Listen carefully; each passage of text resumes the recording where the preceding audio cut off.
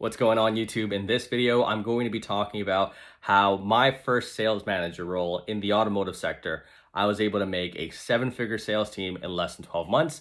And I'm going to give you the steps to do it yourself as well. So with that being said, welcome to the channel. Like and subscribe to the video. For disclosure, I don't have anything to sell you guys here whatsoever. I hope that you guys are coming here to learn something. And if you guys want to consult with my business, feel free to send me a message with my email information down below. With that said, let's get down to the video. So for clarification, when I mean 7 figures, I mean net profit. Net profit being the actual profit the dealership makes, not revenue, not amount of dollars that come in from the company, but actual net profit that my team had generated for the dealership. Myself personally, it was my first time becoming a sales manager in the automotive sector. So becoming a manager in the automotive sector, it's a bit interesting because you get a lot of neat characters. You get people who have been in the automotive sector for years on end, and you get people who are relatively brand new who just need some coaching. So you need to be able to mesh well with your team in that regard. And I was not ignorant to that, right? I knew that I needed to be able to talk to my team the way they wanted to talk.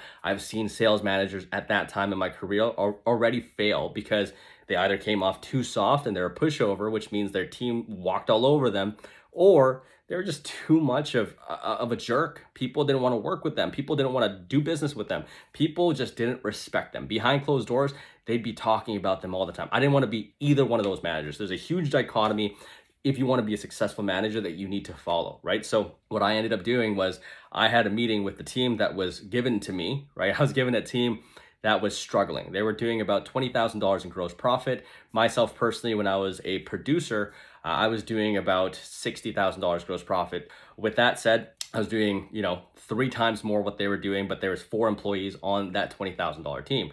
So what I ended up doing was I sat down with the 4 people on that team and I found out what motivated them. Number 1, step 1, obviously, find out what motivates your team. Is it finances? Is it recognition? Is it time off, autonomy? Is it a bonus? Is it a monetary value? Is it, a Rolex? Is it some gold? What is it? Figure out what motivates your team, right? The next step that I took was I wrote down the processes and procedures that I ended up personally taking to replicate my success. Now, when I say replicate success, I don't mean I did it one time and it was the best thing since sliced bread, but rather I did it month over month over month over month, and I always had success with my process and procedures. I'll come out with that in another video on what I do personally to increase my sales every time, because I broke down the sales process in 7 simple steps that you can follow. I now understood my team's motives. My next step as a sales manager was to ensure my team knows the expectations that I have for them. So I set out a large meeting for my team. During that meeting, I told my team that I understood what they wanted to see from me as a leader. I set out their expectations. I let them know that I understood their expectations of myself, and I gave them my expectations of them. And I also tied in my expectations to their financial motives, to their personal motives, because everyone's always thinking, what's in it for me? So what I ended up doing personally myself is I put a number on the wall, and that number was $100,000 per month. That was the goal. The goal would not change. The number would not change until we hit that number. And behind that number, I put different things that they would be financially motivated by or enticed by to hit that number. So some of them would be an extra day off. One of them was an extra day off. Another one was a $500 bonus straight from my pocket, not from the dealership's pocket, but my own commission bonus. I was paying them out personally, right? Another one was I would buy them all a nice dinner with their spouse. And, within 4 months, we hit $100,000. This team that was struggling to do 20,000 hit 100 grand.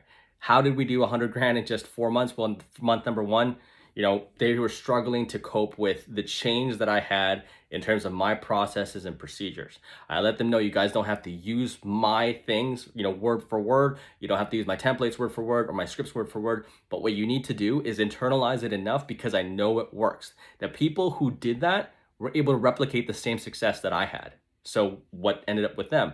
They ended up going from minimum wage workers to close to $10,000 a month in the automotive industry. They were making really good money, and they were sold on the fact that doing those steps worked. I made it very simple for them. One thing about my process and procedures is it needs to see success quick.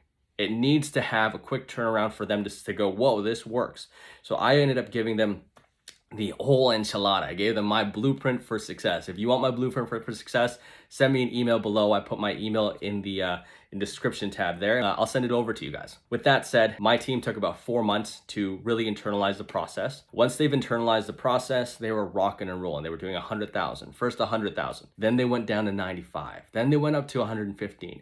Then they just killed it. After that, it was a consistent 120, 105, whenever went under $100,000 per month. And that's how I was able to take my team from barely making $20,000 gross profit to well over $1 million in net profit for the first year that I was working with them.